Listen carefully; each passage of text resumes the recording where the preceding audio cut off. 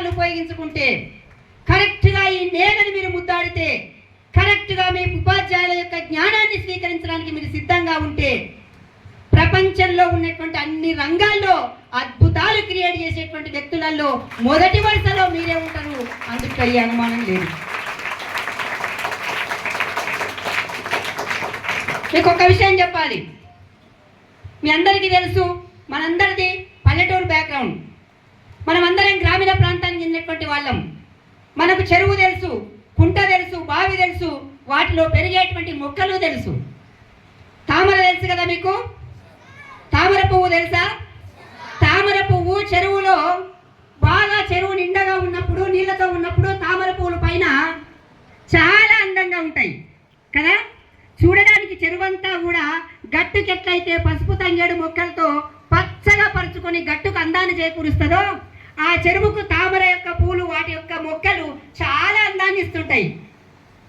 ఒక్కసారి తీవ్రమైన వర్షం వచ్చి పైనుంచి వాటర్ ఫ్లో వచ్చి అలుగు బారే స్థితి వచ్చిందంటే ఒక్కసారిగా ఆ తామర మొక్కలన్నీ కూడా ప్రవాహ దాటికి కొట్టుకొని పోతాయి. ఎందుకు కొట్టుకపోతాయి? వాటి వేర్లు బలంగా భూమిలో ఉండవు. వేర్లు సైతం నీటిలో తేలాడుతూ ఉంటాయి. బయటికి మాత్రమే ఉపరితలంగా చాలా అందంగా కనిపిస్తాయి, కానీ వాటి మూలాలు చాలా బలహీనంగా ఉంటాయి. ఒక్కసారి నీటి ప్రవాహం వస్తే అవన్నీ కూడా కొట్టుకొని పోతాయి.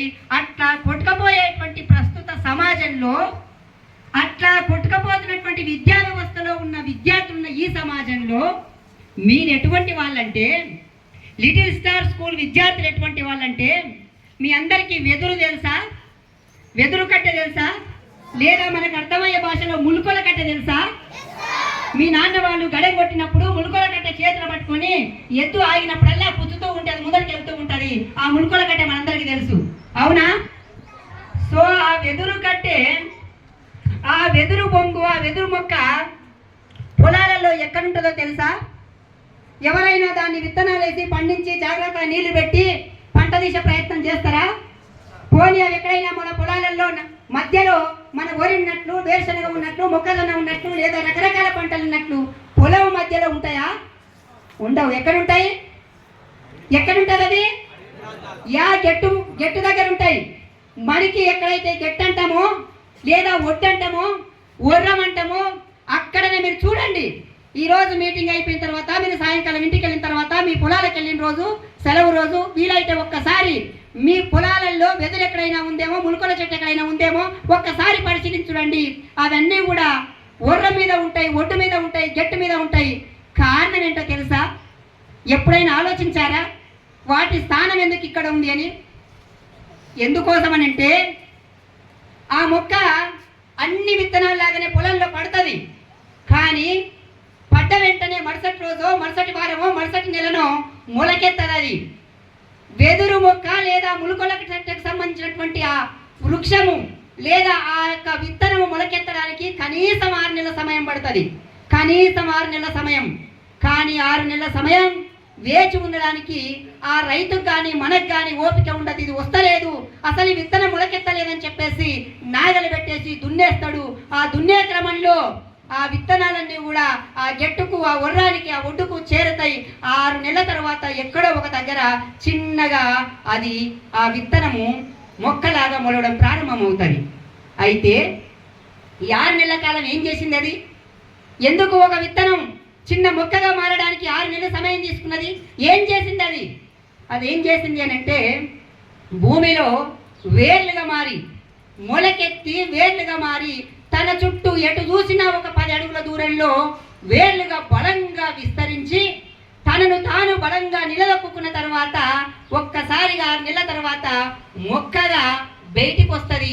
వచ్చిన తర్వాత అది ఒక్కసారి పెరిగి పెద్దదైన తర్వాత మీరు చూడండి, ఎక్కడైనా వెదురు మొక్కను నువ్వు ఇక్కడ కట్ చేయి, అక్కడ మొలకెత్తుతుంది, అక్కడ నరికేయి, అక్కడ మొలకెత్తుతుంది, అక్కడ కట్ చేస్తే ఇక్కడ మొలకెత్తుతుంది. అట్లా బలమైన పునాదులు ఉన్నటువంటి లిటిల్ స్టార్ విద్యార్థులు ఈ రంగము ఆ రంగం అని కాదు, ఐన్స్టీన్లైనా, డాక్టర్లైనా, యాక్టర్లైనా, ఏ రంగంలోనైనా నిలదొక్కునేటువంటి శక్తి వెదురు పొంగులాగా తయారు చేసేటువంటి యాజమాన్యం మీకుంది. బలమైన వేర్లు మీవి. కదిలించాలన్నా, ఏ రంగంలో పోటీ పడాలన్నా ఒక దగ్గర అవకాశం రాకపోయినా ఇంకొక దగ్గర నిలదొక్కునే శక్తి సామర్థ్యాలు ఉండేటువంటి వ్యక్తులుగా, వెదురు వృక్షాలుగా బలంగా నాటుకునేటువంటి విద్యార్థులు మీరు. అందుకే నేను మొదట చెప్పాను, రాసి పెట్టుకొని మీ గుండెల మీద, మేము లిటిల్ స్టార్ విద్యార్థులము ఈ పోటీ ప్రపంచంలో ఎక్కడ వెళ్ళినా నిలదొక్కునే శక్తి మాకుంది అని చెప్పి మీరు గర్వంగా మీ తల్లిదండ్రులకు చెప్పండి, మీ చెల్లెలకు చెప్పండి. రాబోయేటువంటి పిల్లలు ఎస్సీ పాఠశాలలో చేరండి, మాలాగా తయారయ్యేటువంటి బాధ్యత మా ఉపాధ్యాయులు తీసుకుంటారు.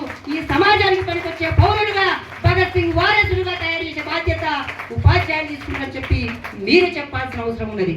ఈ మాట చెప్పడం కోసమే నేను ఇక్కడ దాకా వచ్చాను. ఇంకొక మాట చెప్తాను. చాలా సందర్భాల్లో ఒక సంఘటన చెప్తుంటా నేను, కానీ ఆ సంఘటనకు సరిగ్గా సరిపోయే సందర్భం, సరిగ్గా సరిపోయే వ్యక్తి రెండు. సరిగ్గా సరిపోయే సందర్భం ఈరోజు, సరిగ్గా సరిపోయే వ్యక్తి భగత్ సింగ్. మనమందరం కూడా ఉమ్మడి పాలమూరు జిల్లాలో ఉన్నాం. ఉమ్మడి పాలమూరు జిల్లా అంటేనే అనేక కొండలకు గుట్టలకు కేంద్రం.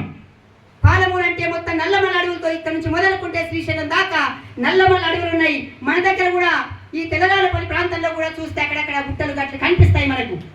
ఒకసారి ఆ గుట్టలు, ఆ గట్లు విస్తృతమైనటువంటి వనాలతోన, చెట్లతోన, రకరకాల రంగుల పూల మొక్కలతోన ఉన్నటువంటి ఆ గట్టు వేసవి కాలంలో చిన్న అగ్గిపుల్లబడి దావానంలా అంటుకొని పోతుంది. ఆ అడవంతా మంటలలో అంటుకొని పోతుంటే అడవిలో ఉండేటువంటి శక్తివంతమైనటువంటి జంతువులన్నీ